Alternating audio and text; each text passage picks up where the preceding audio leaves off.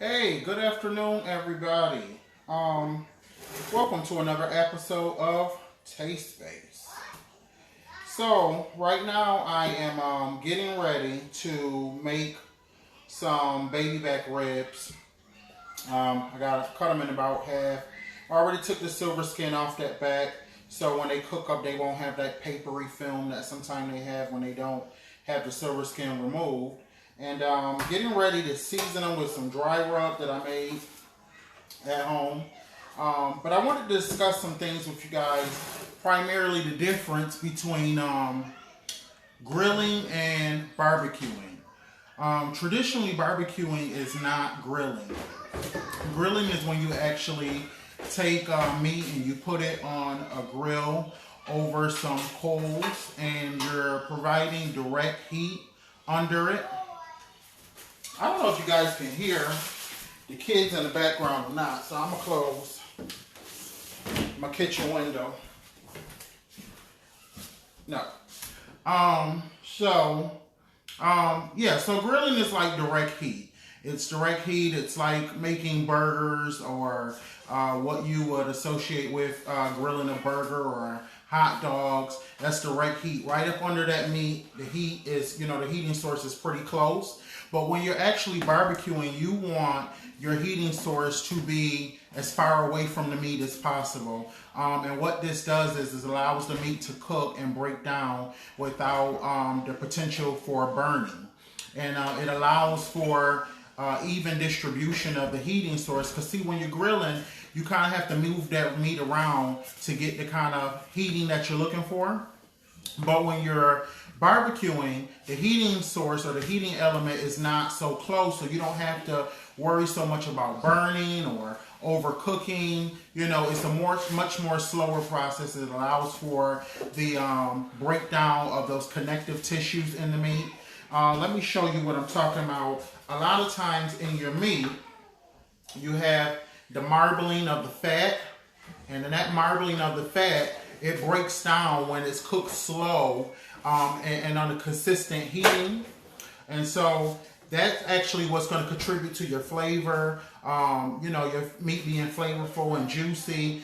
Those connective tissues, that fat breaking down in the inner tissues of the meat. But that doesn't happen so much on grilling because you're cooking it really fast. So those connective tissues cause the meat to seize up, if you will. You see how I kind of compressed it a little bit? They seize up and they get kind of tough. And some of you guys have become really good at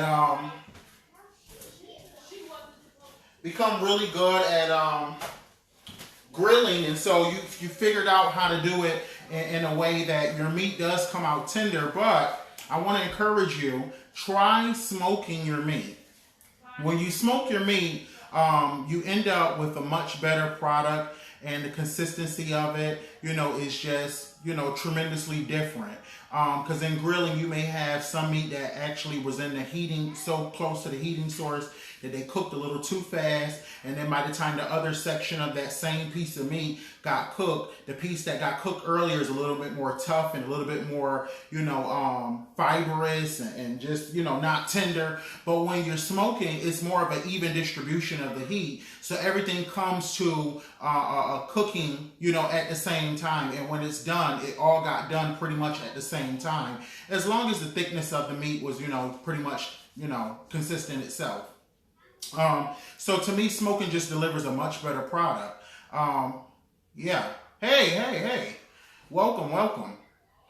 So again, I'm talking about the differences between grilling and barbecuing. So barbecuing is a low and slow process. It really does take a while. It doesn't take 14 hours and all that like you see on competitions like on the Food Network or barbecue competitions. But it definitely takes some time, and your heating source, that's the main thing, is that your heating source is not directly under the meat. Anytime your heating element or heating source is directly under the meat, you are grilling, my friend. You're grilling. Barbecuing is really, your meat cooking in a source of heat that is not directly under the meat, and it's more of a consistent level of heat because the heating element is not directly under the meat. So what I'm going to do is I'm getting ready to put some dry rub. Not right now. So what I'm getting ready to do is I'm going to put some dry rub that I made myself. And so let me tell you what's in here. So I don't know if you've ever worked out or had a protein shake, you know, those balls that you use to keep the shake and stir it all up. I actually put one of those in my dry rub because there's a lot of brown sugar in this rub, and I know that brown sugar will more or less crystallize and get like rock hard. So I put that little contraption in there to kind of keep it from getting all hard and stiff on me, and then I shake it up and it breaks up. So there's some seasoning salt in here. There's a little bit of cumin in here, some garlic powder, onion powder, paprika. There's some brown sugar. And let me tell you something. There's also some Old Bay in here because I wanted a Cajun flair. And then I had some apple Cajun wings at Fatso's. And I don't know what they did, but let me tell you what I did. I went and I found some of that dry powder mix called apple spice. You usually drink this around the holiday season. And you put it in hot water, you drink it, and it's like having hot apple cider. So I found some of that. And I put that in here. And so this is going to give me like an apple Cajun kind of flavor. I had it before. I'm not experimenting today, and I had it before. But that's what this is going to give me. And I'm going to sprinkle this on these baby back ribs. And then I'm going to smoke them. So I'm not going to take my phone outside today and everything while my smoker getting ready. But I am going to take some pictures so you guys can see the finished product later on. But I'm telling you, smoking your ribs, smoking your meat is going to make all the difference. Not to say that you have to have a smoker in order to achieve barbecue, but you definitely can't have the fire or the coals directly under the meat. So what I would try doing is, if you're using one of those drums as your grilling source or your barbecue pit, I would probably put all of the charcoal to one side of the pit. All right, and then that way, when the heating source, when the charcoals burn and they smolder, it's going to create like a cycle inside your grill. It's going to create like a clockwise. And so if you put the coals here, you know, and this is, let's say this is the drum that you're grilling in, right? And you put your coals right here. These are your coals. It's going to kind of create like a smoking cycle where it's going to go up and over because heat rises, right?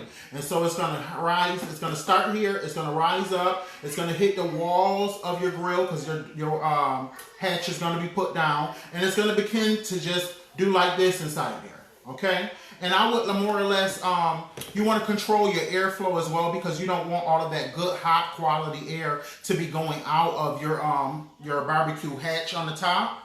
So you want to kind of put that half on, half off as to allow just a little bit to escape so your temperature is not so hot, but you also want to be able to capture some of that good smoke and that good heat in there. All right, so it's going to create like that clockwise kind of thing inside your smoker, inside your barbecue pit.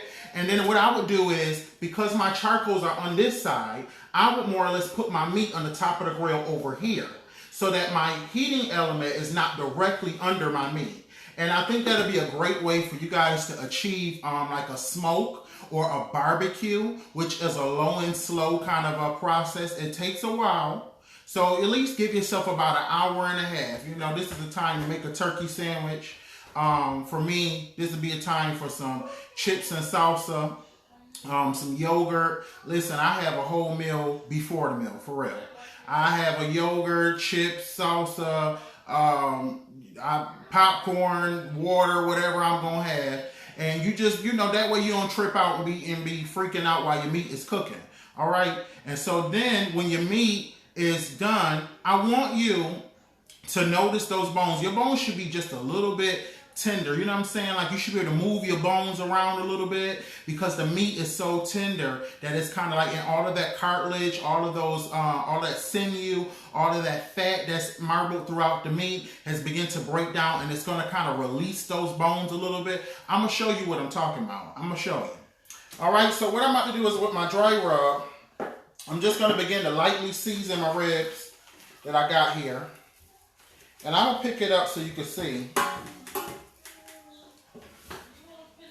So I'm going to season my rib. And I'm doing this light because, listen, you don't want to just go all hot and heavy with your dry rub on your food, because what happens is that it's going to create like a layer of flavor and it can be really, really intense at times, depending on how much salt, how much sugar you actually put in your rub. So you want to give it like a light dusting. And honestly, your smoke is really going to take care of that flavor, of communicating that flavor to your meat. It's going to really, and then the season is sitting on the outside, it's going to permeate on the inside. And oh, what a difference it's going to be in this pork. All right. So I got 3 of these baby back ribs, and I cut them in half so it end up being 6. And I'm going to put them in my hot box, my smoker. And I'm going to go chill. And I already ate. So this is a whole process, people. You know, you got to make up in your mind. Listen, make up in your mind that if you grilling today, what you going to eat while you waiting on your dinner. All right? You ain't going to eat this real quick. Okay? So have you something going on already, you know what I'm saying? Cook you a sausage, a hot dog, a hamburger, something, because you're not going to be able to get at this for at least about an hour and a half, maybe even 2 hours, depending on how thick your meat is, what have you. All right? So I'm just moving my meat around, seasoning it, both sides. Like, again, I said, I took off that silver skin because once you cook that silver skin, it tenses up, like I was saying, and it kind of causes your meat to contract, all right? But if you remove that silver skin from the back, then your bones are exposed, okay? Your bones are exposed, and you don't have to worry about that meat. Look how that is, and then imagine that season up like that. Because that's what that silver skin does. And so that's why it removes it. All right, and then another thing it does is it ends up tasting a little bit, if you've ever eaten it, it kind of tastes like wax paper. All right, and I don't want that. I don't want no paper, no wax associated with my ribs, so just remove all of that.